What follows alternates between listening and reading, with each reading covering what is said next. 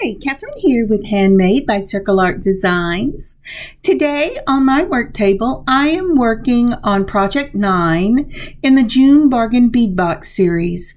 This will be the last of the June projects that I put up. Everything else that I haven't used will go into my stash to be used at another time. But today, the project is a toggle necklace and matching earrings. I will be using the Malaysia Jade Frosted Beads and the Bicones in the Capri Blue, along with the lovely antique Bronze Patina bead caps. I almost said belt caps. They kind of look like bells.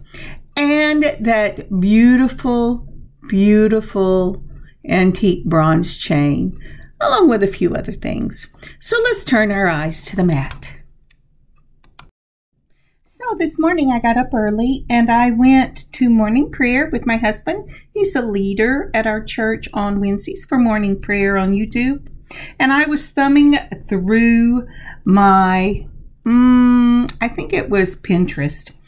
And I came across a saying, and it said, if you have a family that loves you, a few good friends, food on your table, and a roof overhead, you are richer than you think. And I got to thinking about that, and I thought, you know, I do have all those things. Okay, it might be a struggle sometime, but my Heavenly Father always provides in ways that I'm amazed sometimes. So I am very thankful for the simple things that I have. I am simply grateful for my family, my friends in church, food to eat, a roof over my head. I am richer than I think or I remember to be grateful for. How about you? If you think about all the things in your life, what is one thing you're grateful for today? You will be all the richer for it. All right, let's turn our eyes to the mat. We have put on our blue mat and we're ready to get started. All righty, right off the bat, we're going to pull from the June Bargain Bead Box these lovely 4mm faceted bicones in a matte Capri Blue with an AB flash, and that AB flash gives it a silver, and I think it's gorgeous. Then next, coming off of there, are the 8x7 textured bicones and a bronze patina. Aren't those lovely? I think those are amazing. And next, the Malaysian Jade in an 8mm. This is dyed quartz and our frosted beads. And then our bicones in that antique bronze patina. They are just gorgeous. These, not bicones, these bead caps. And we have also pulled from the June Bargain Bead Box that lovely toggle and the antique bronze chain. They gave us a lot of this. We've used it in a lot of projects. And we have the last of the bronze head pins. I'm also going to need some eye pins for this, so I will be using those from my own stash, and the copper 3mm spacer balls. And then I have pulled out the 11-0 seed bead in the magic copper. For me, copper and bronze always go well together. Finally, I'm going to use some of the bronze oval jump rings to put the necklace portion together. This will be a pendant, a toggle pendant, and a beaded necklace. So the first thing I'm going to do is I'm going to straighten out these head pins, and the eye pins. Here we go. Now, if you're wondering what these pliers are, these are nylon pliers, and I picked them up off of Amazon, but I have also seen them in places like Hobby Lobby, Joann's, and Michael's. All right, I think I've got enough of them straight to start. Now, I'm going to start with my copper eye pins. These are about 1.5 inches, And I'm going to pull out those bead caps and that beautiful bronze patina and the Mayfinite beads. Now, we've used these in a couple of projects, and what I really like about this is depending on how you put them together, they give it a completely different look. All right, as always, whenever I'm doing a component like this, I like to start off with my 3mm spacer balls. Then I'm putting on a bead cap. I'm putting on one of those 8mm beads and another bead cap. Now I'm looking at this and I'm trying to decide which way I want to put the bead cap. And I'll be real honest with you. I think this hides too much of the bead and I want these beads to show through. But I have another way I have put these together before and I love it. And that is a spacer ball, a bead cap, an 8mm bead, and a spacer ball, so that it looks just like that. Alrighty, so now that I've got two of them done together, I'm actually going to put them facing each other. So now I am using my looper, and this is the 1.25 looper. When you do a looper, or I was going to do the looper, but when you do a looper, go ahead and make sure that bead fits right up against it. Now, the reason I chose not to use the looper with these eye pins is that I was afraid the metal was just too soft. So what I did was I cut about the half a length of my pointer finger across, and then I took my straight nose pliers and I'm turning it towards the wire. And then I'm going to take my chain nose pliers and I'm going to close it. I'm having a little bit of trouble holding it. So we're going to try this again. I'm going to hold one end with the curved nose pliers, and then I'm going to take my chain nose and close that off.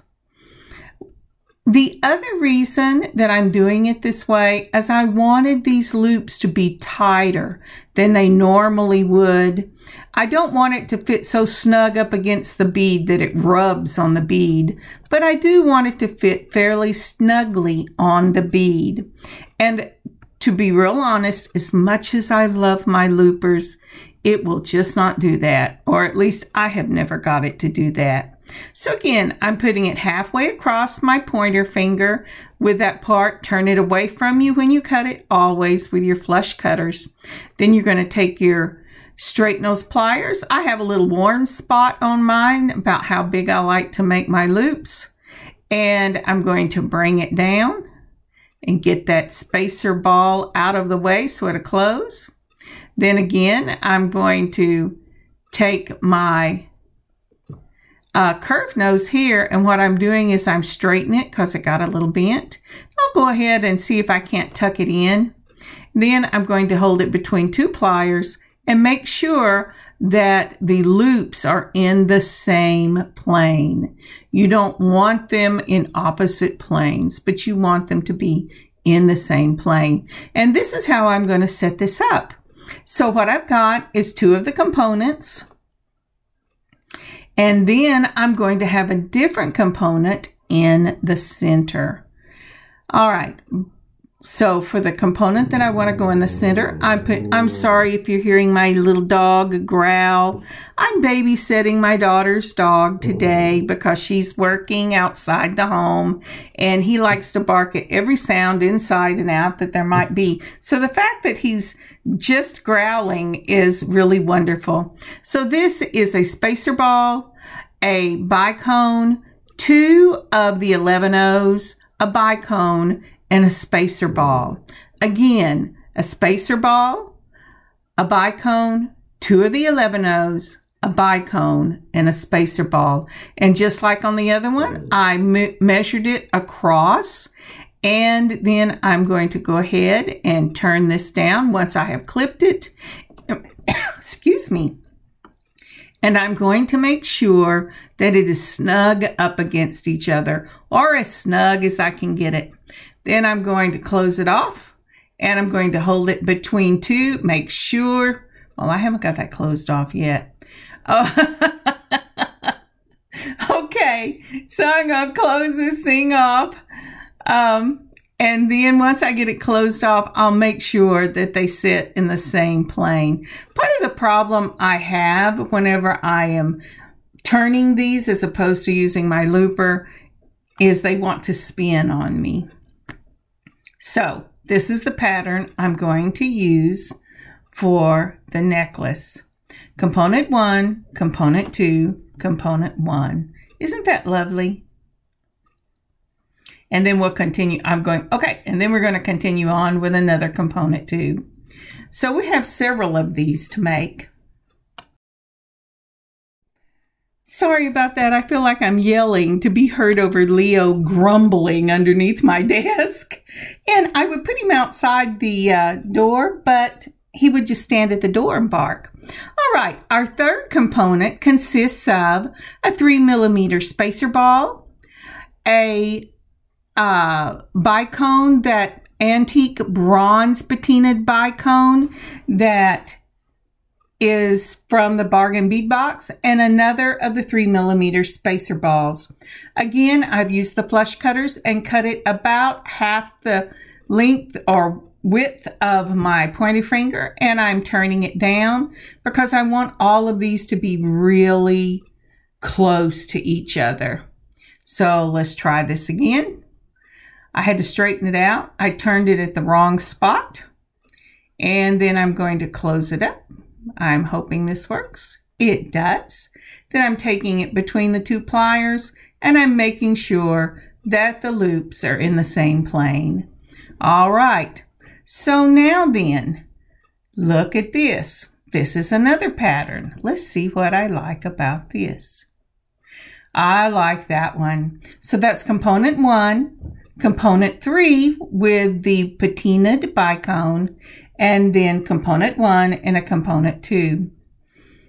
All righty. So now then, what I am doing is I'm making sure that I get these loops not only closed and large enough, but I want them to sit right over the top of my component. And that's really important so that your necklace doesn't hang kind of whopper-gaggled. So that's what I'm doing right here. All righty. And here we go. So again, component 1 with the bead cap and that 8mm bead. Component 3 in the middle, which is the antique bronze bicone, and 2 component 2s, one on either end of that section. And now we're going to start putting them together so you can see what this is going to look like. So first goes on the Capri, oh my, I forgot the name. All right, so first goes on component 2, which is with the small Capri Blue AB Flash bicones. And to that, we are adding a number 1, which is the bead cap and the 8mm bead. Then I'm going to open up another one of these jump rings, hold it between 2 chain nose pliers, twist, it opens. I'm going to take the components I've already put together. I'm going to put this jump ring through the bottom of the component 1. I'm going to add a component 3, which is the antique bronze bicone. I'm going to twist that one twist of the wrist until that jump ring is closed. Make sure you feel it and it feels closed and it's not rough. So it's component 2, component 1, and component 3. Then we're going to open up the jump ring again. I hear you, Leo. All right, and then once we do that, we're going to put on component 3, another component 1, and close up that jump ring. Remember when you're working with jump rings to always twist with one wrist. Never pull it apart. Don't twist with both of them. That torques the metal and it actually weakens it. Again, with 2 chain nose pliers, open up that jump ring, put on the components you've already put together, and put on a component 2, which are the small Capri Blue bicones, and this is what the necklace is going to look like. And we will just repeat that pattern till we make it as long as we want. And through the magic of video, here are both sides of the center of this piece. Now then, for this piece, I'm going to be making a toggle pendant. So once you get however long you want your center to be, then you can go ahead and start on your toggle pendant. All right, now for the earrings.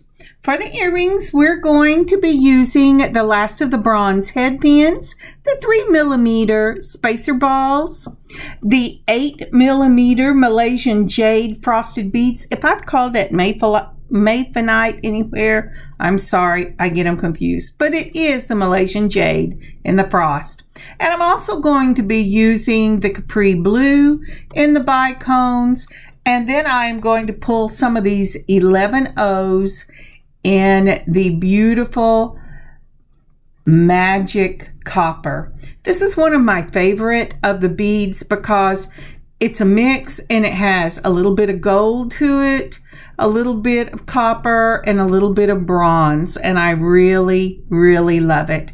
Now to start off, you want to make sure that your head pin is nice and straight, and instead of using the nylon pliers, I was just using my fingers.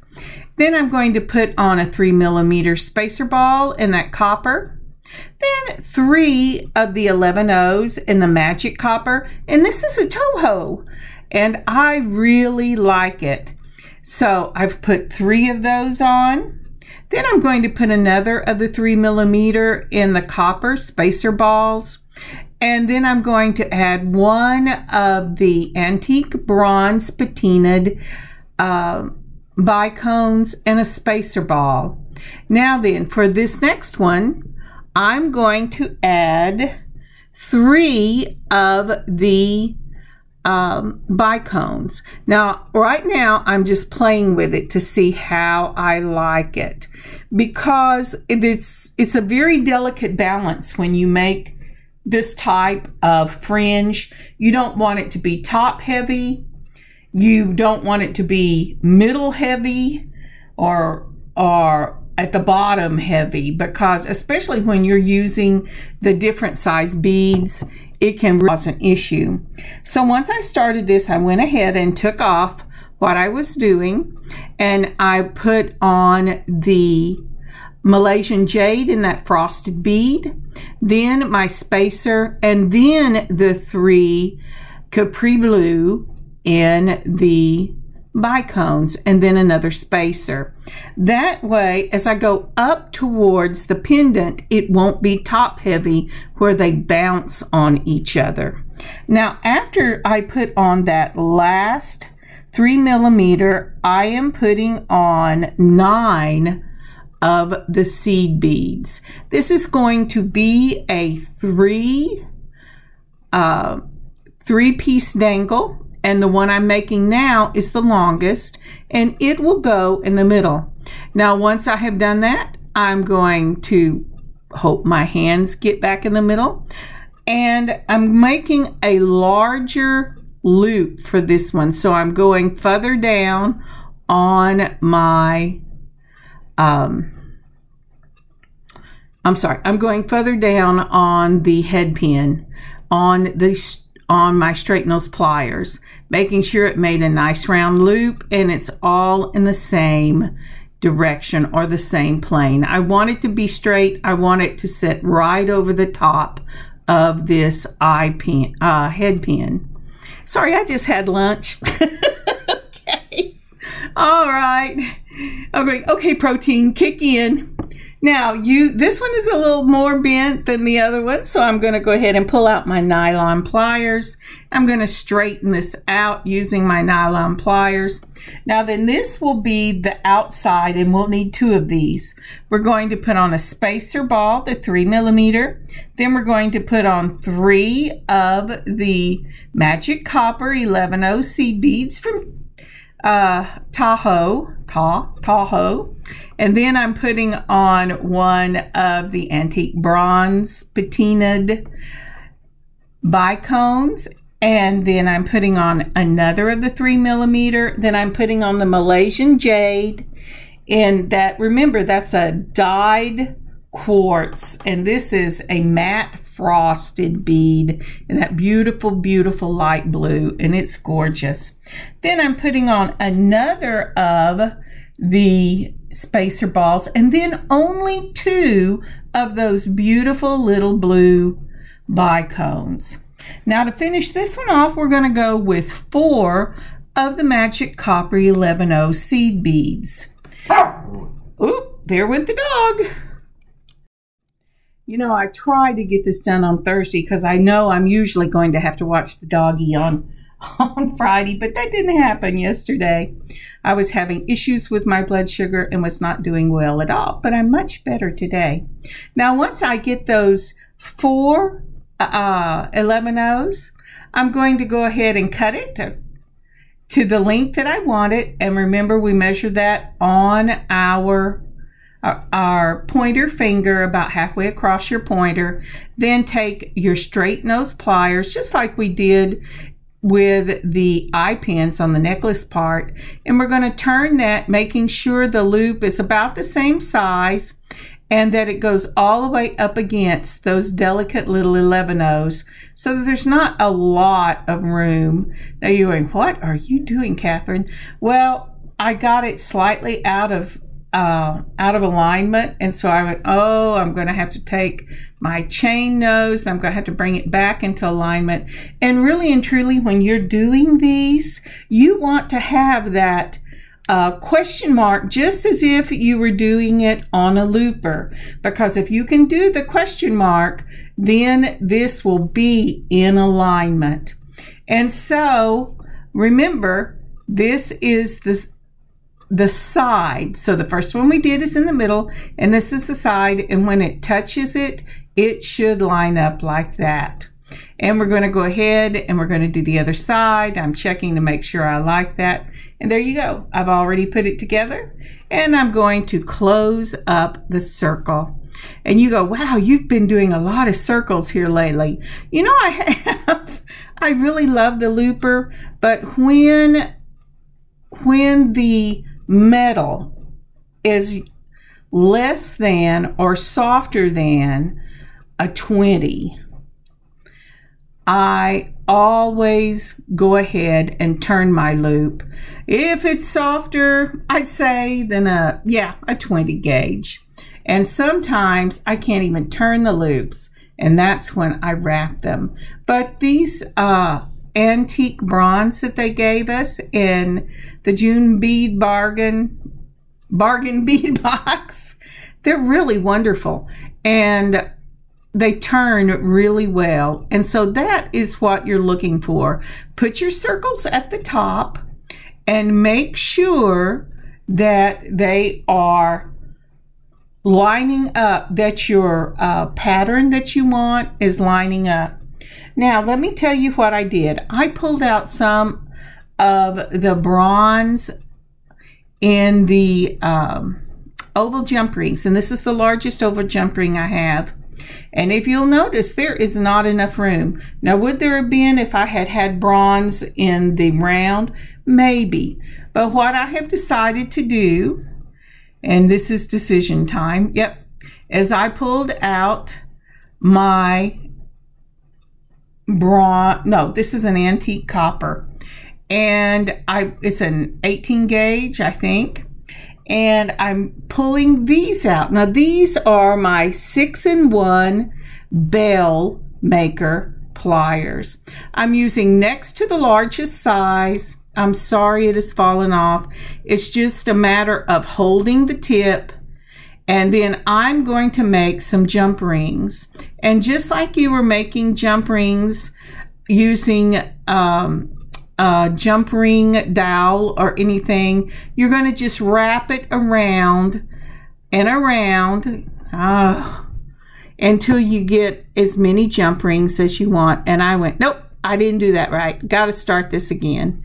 So I'm holding the tail, I'm wrapping it around, and you want to make sure when you're using this type of plier that you stay on the ring that you want your jump rings to be, because it's real easy for it to slip and you to go up or down. And it looks like a little coil whenever you're through doing it. I'm making a little more than I probably need, but I don't want to waste the wire, and I will put it in my jump ring box. Okay, so once I've wrapped it around and around, and the best thing to do is hold the tail. I didn't leave a tail the first time. Then you're going to tuck your flush cutters, and you're going to pick a spot, and you're going to just clip right up them. You want to clip them straight and not at an angle, because when you use these as a jump ring, you want your ends to butt up together. You don't want to have a sharp end and at a funny angle. So that's really the trick about cutting these, is to make sure you cut them straight. Don't let your hand move to an angle, which is my problem a lot. All right, so once I have got these done, and they make beautiful little jump rings. I could have gone a size down, but I decided I really love the color of this wire, and so I wanted this to be a real showstopper for these dangles. So I open it up, I put on my dangle, I put on the toggle, and then I'm closing it up. And you just close them like you would any jump ring. You've just made it for yourself. And there's one, and that's a short. So now I'm looking for the long one. Again, you're going to hold it between two chain nose pliers. You're going to go ahead and put on your middle piece. You're going to put your toggle on. Make sure that when you do that, you have got it on the one side of the one you've already put on. That makes no sense, but it made sense in my head. So that you will have a short and then your longest piece. And it should look like that. See how they're lining up? I love the chevron look. And so that's what I do whenever I make any kind of dangle, or almost the only thing I do. And again, opening up one of your jump rings, you're going to put on the smaller piece, and then you're going to close up your jump ring, and that should complete the dangles for this toggle necklace. Boy, I feel like I'm talking really loud, and I know I'm doing that because I'm afraid Leo's going to growl at any moment. If I'm really shouting at you, please turn down the volume. Thank you so much. Now, isn't that lovely? I just love that. All right, so now we are ready to go ahead and attach this ring pendant to one side of your necklace. So for that, I'm going to go ahead and use the oval jump rings. I'm going to put it in the little loop that's on this piece, and I'm going to close it up just like that. And that should have one side, putting on the side of the necklace. Let's not forget that. And then I have this side completed. Now remember, since this is a toggle pendant, this will go around the back of your head, and then you will put the other side, the bar, on the other side. Now I cut two pieces whenever I was doing this necklace. You can do it straight, but there's a couple of things you can do. You can actually put a lobster claw clasp, if you would like, in the back, so that you can move up and down the chain to make it a different size. Or you can close it with another jump ring and add a charm. I chose to close it with another jump ring. But here we're putting the bar on the other side so that, and I'm putting this on before I put my chain on. And then I'm going to make sure I like the way it looks. Always wanted to check all the boxes before I get started on the other. And so that is how the middle of this necklace will look. But now it's time to put our antique bronze chain on. And like I said, I measured out the completed middle of the necklace closed. Then I decided how long I wanted this necklace to be, and it runs 28 inches. And then I subtracted the middle from the total, and then what I had left I divided by 2, and I've cut 2 pieces. Now then, if you want it to just be one size, you do not have to cut 2 pieces because it's going to close in the front. You can leave a full strand and then just go ahead and close the piece and just put the toggle. I'm sorry, let me think. So what you can do is you can just use a single strand of wire. I got to watching my hands, and of chain, and then just add it to the necklace itself. But I wanted to be able to put a charm. I could have put the charm just on the chain itself, but really what I wanted to do was to be able to open this up if I so choose at another time and add a lobster claw. And you say, well, why would you do that? It already has a closure. Well, like I said, sometimes you want a necklace to be shorter. If you put that lobster claw in the back on a toggle necklace, and your toggle necklace is 28 inches plus a 3-inch dangle or a 3-inch pendant, then you can move anywhere up and down your chain as long as your links are big enough, and this one is, and make that shorter. You can make it as short as you want with a long extender chain in the back. If you're going to do it this way, instead of using a whole piece, you're going to want to put a charm on it so that it is pretty in the back as it is in the front. And this is what I'm doing here as I am putting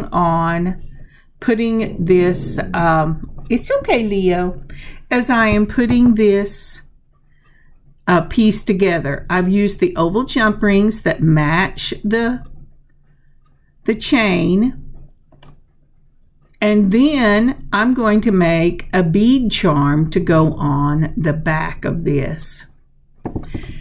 Again, you don't have to do this. You can use a solid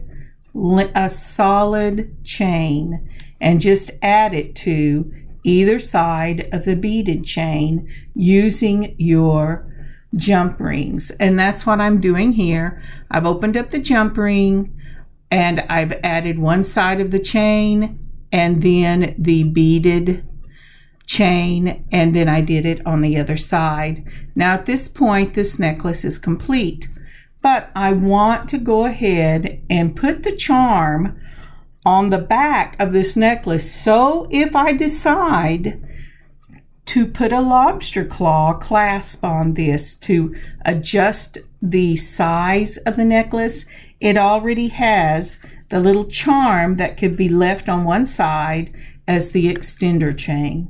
So to do that, I only have gold, so this is going to be gold, and I have put a 3mm spacer ball, one of the antique bronze bicones, a spacer ball, and I'm going to close this up, and this is all gone on a head pin.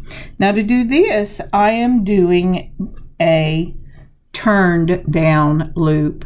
So that's just taking the end with your straight nose pliers and taking little turns till you make the loop all the way down to the bead.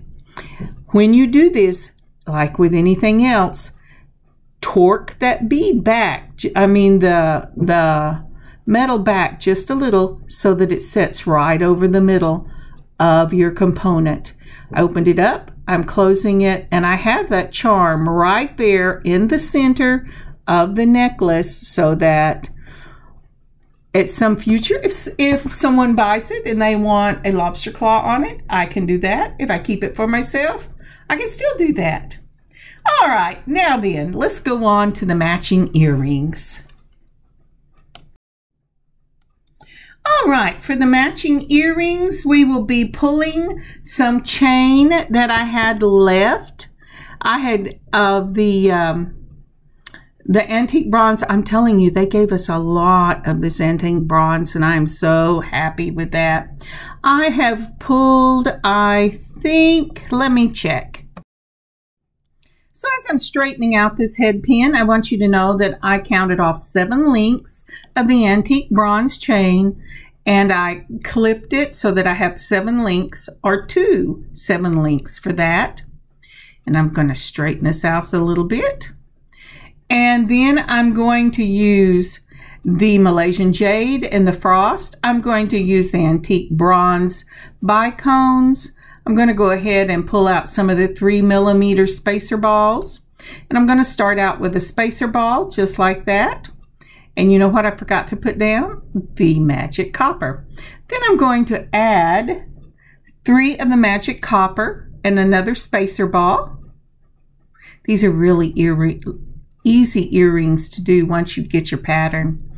Then I'm going to put on the bronze bicone, a spacer ball, and then the Malaysian Jade in that frosted blue, another of the spacer balls, 3 more of the, ooh, it hung. I hope it didn't hang for y'all. And then 3 more of the 11OC beads. I'm measuring it. Oh no, this time I've decided to do a wrapped loop. So I take my chain nose pliers and I turn it away from me. And one of my beads jumped off. So I'm going to have to get that back on. But I had turned it away from me. Make sure you hold your beads whenever you're moving it. Then I'm going to put the wire where as big as I want the loop, and coming from the back, I'm going to move it to the front. Then I'm going to turn my pliers so that the wire is underneath, and then I'm just going to messy wrap it around until it's tight up against that 11OC bead.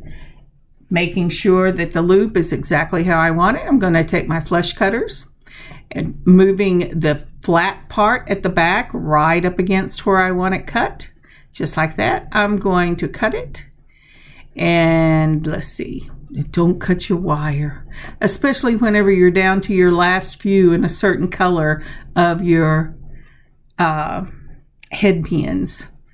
All right, then I'm taking my chain nose or curved nose pliers, I'm tucking in that little clipped part, and there I have the dangle. Now then, again, we're going to do it one more time.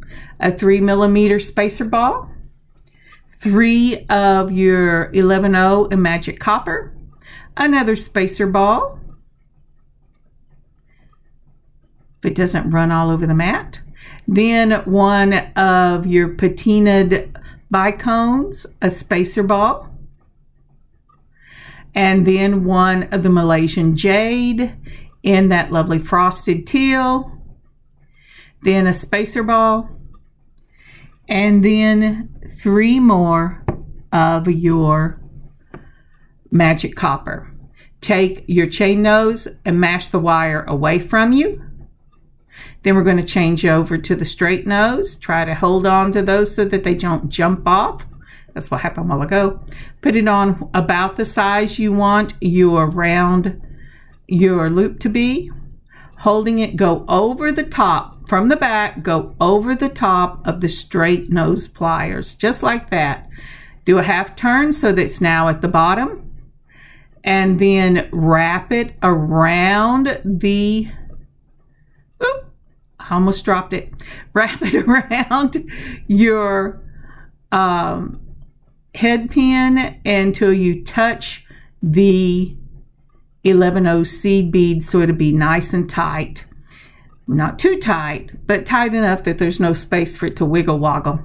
All right, taking your flush cutters, I knew I was going to do that eventually.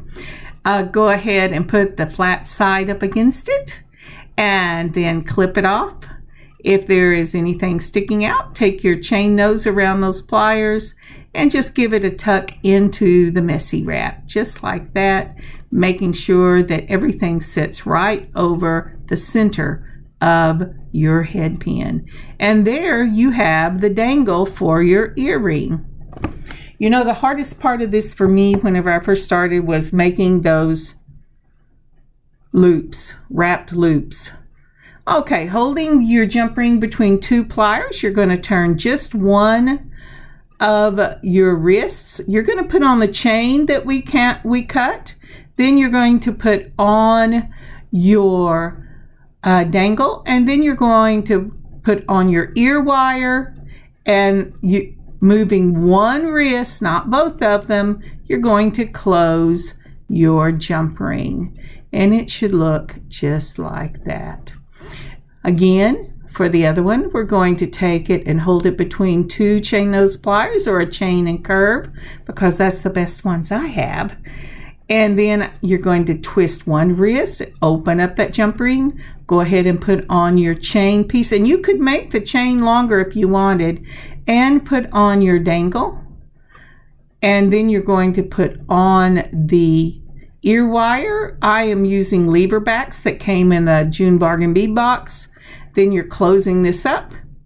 Oop, it jumped off. Put it back on one more time and close it up. And your second earring will be finished. I have had so much fun, even with the grumbling dog, sharing this with you today. And this is the finished earring, and I'll put on some pictures in the back. But this is the necklace, and I think it is beautiful. And then the earrings, let's see if I can get them up. Oh no, I want to show you the necklace. But this is really a beautiful, beautiful piece. It has a very Mediterranean look to it. The colors are just gorgeous. I know we talked about that in another video, but the Mediterranean colors are the brass and the copper and the Capri Blues and the terracotta and the coral and beautiful coral reds. And so it really does have a beautiful Mediterranean look to it. And here is the set. Now, I do not think I will be putting this up as a set. I have not decided yet, and this will not go up till tomorrow. And would you please take a moment to like, comment, subscribe, and share? That would be so helpful. Thank you. Look at that. Isn't that beautiful? So like I said, this will probably not get up in the shop until tomorrow. But I just love this piece. And I would look for it under the name Mediterranean Toggle Necklace, because it's our Mediterranean Blue Toggle Necklace, because I just love this. But I haven't decided that on that either. But I will send out a message whenever it gets up in the shop. And the earrings are so pretty with this. When you are doing earrings to match a necklace, you do not want the earrings to overpower the necklace. Always try to repeat a pattern that you've used in the necklace, but not get bold and outrageous where the earrings shine more than the necklace. Now, isn't that lovely? I just love that. Thank you so much for joining me today on this beading adventure. I have had a wonderful time. I hope you have had a wonderful time. I hope you've laughed with me. You can even laugh at me. That's okay. And I hope little Leo wasn't too crazy for you. As I said, this will be up in the shop at circleartdesigns.net this weekend. I hope you have a blessed and safe weekend and a wonderful beading adventure of your own. And I'll see you next week. God bless you, y'all. Kathryn, handmade by Circle Art Designs.